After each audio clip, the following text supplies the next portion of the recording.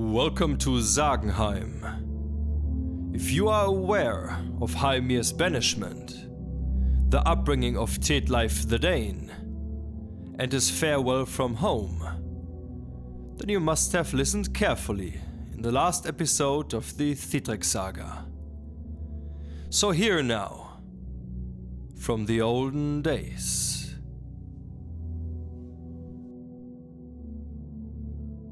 During the feast, Thetleif behaved extremely well and showed excellent manners, just as if he had been there often and had always lived in this way.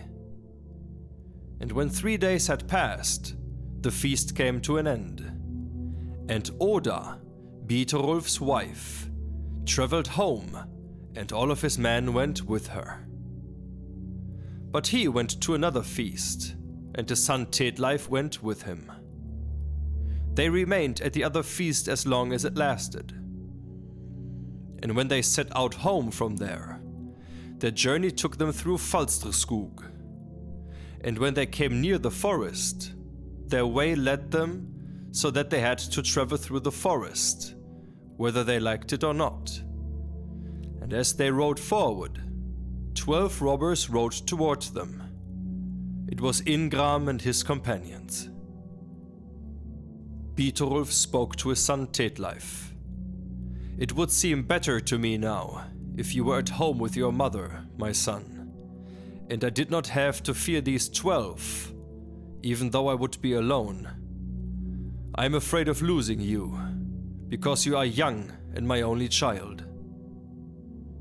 And Thetleif answered, "Do you find me at all afraid, even though I see these men? It is my advice that we get off our horses and stand with our backs turned toward one another.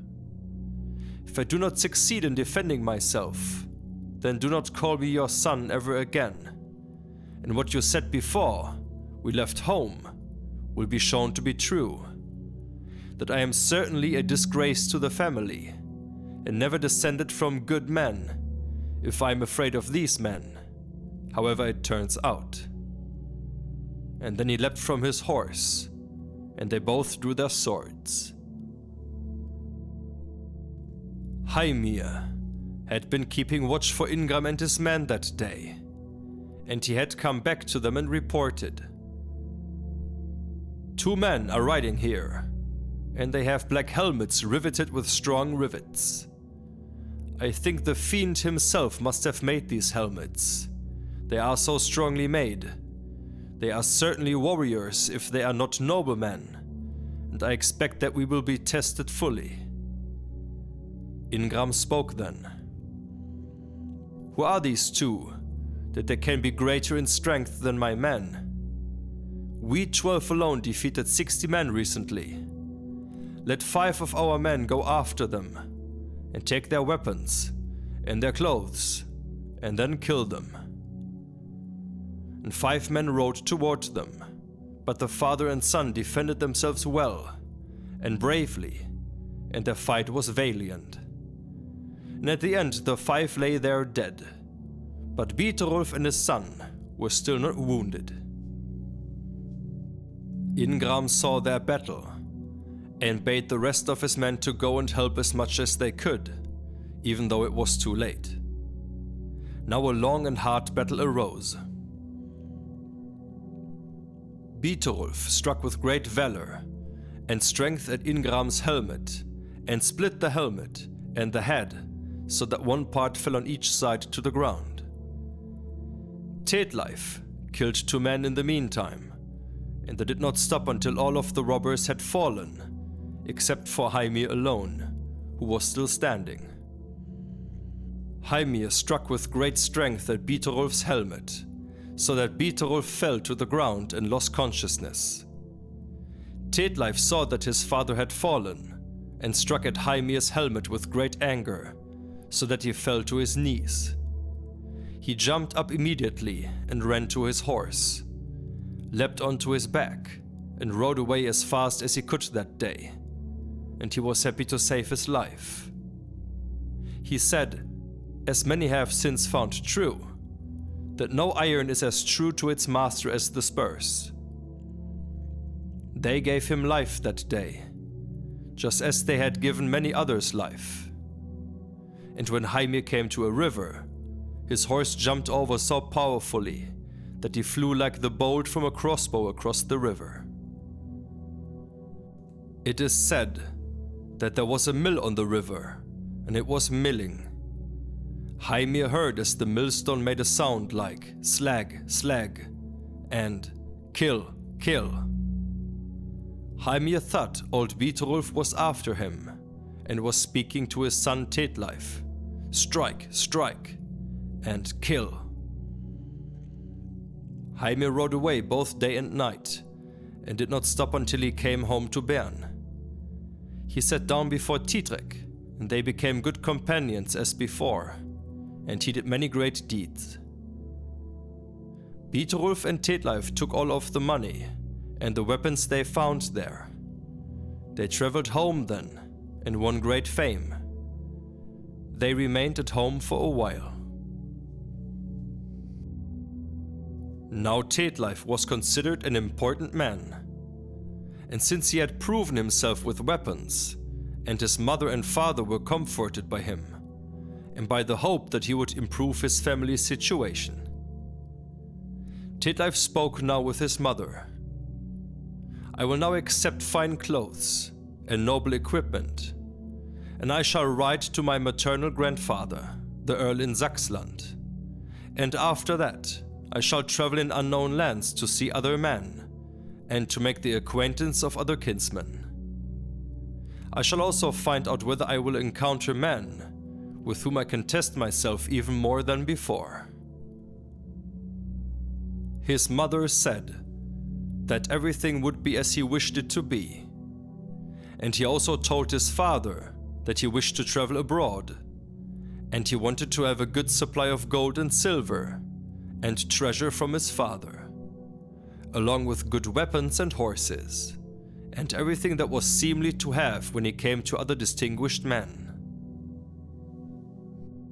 Biterulf answered, I can easily give you good weapons and horses, and as much money as you would like. But I will give you this advice. If you travel over Jutland, you will go far. Be modest and not proud. That will speak well for you. And if you come so far through Saxland that you reach the town called Bern and meet there Didrik, the son of King Tetmar, do not be so daring as to fight with him or with his comrades. You would not be able to withstand his great blow. His helmet is called Hildegrim. No sword can cut it. And the sword is called Ekisax, and it is the best of all swords. His horse is called Falka.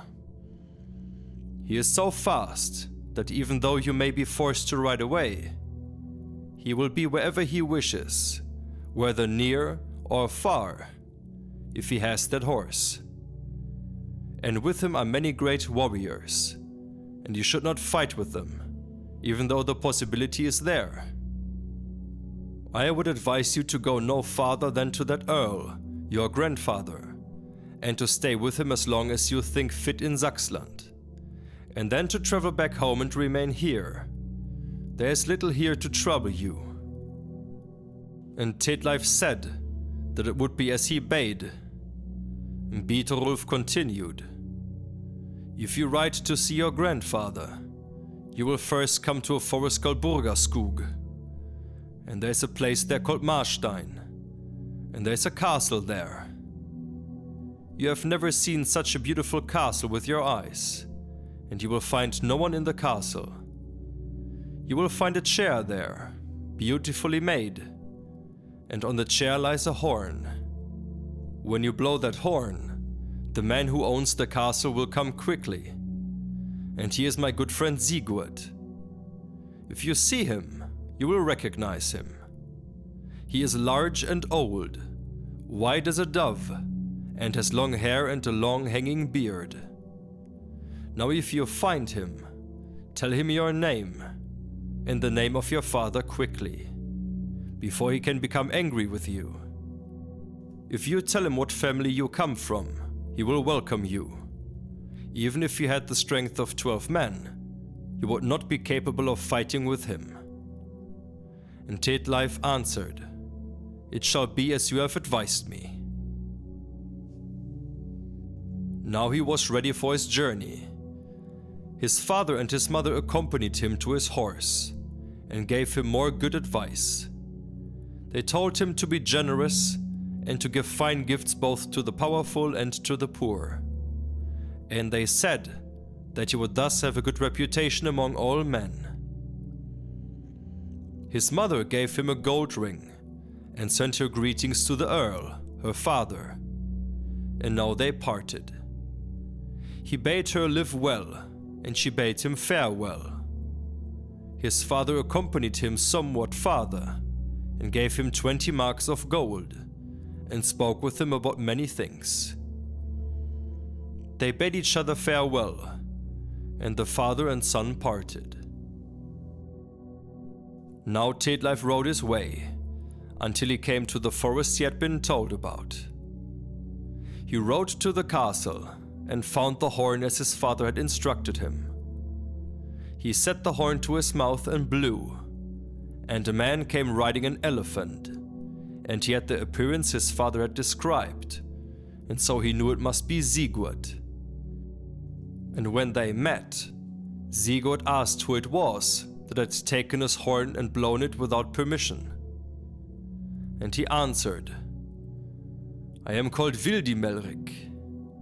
And Sigurd spoke.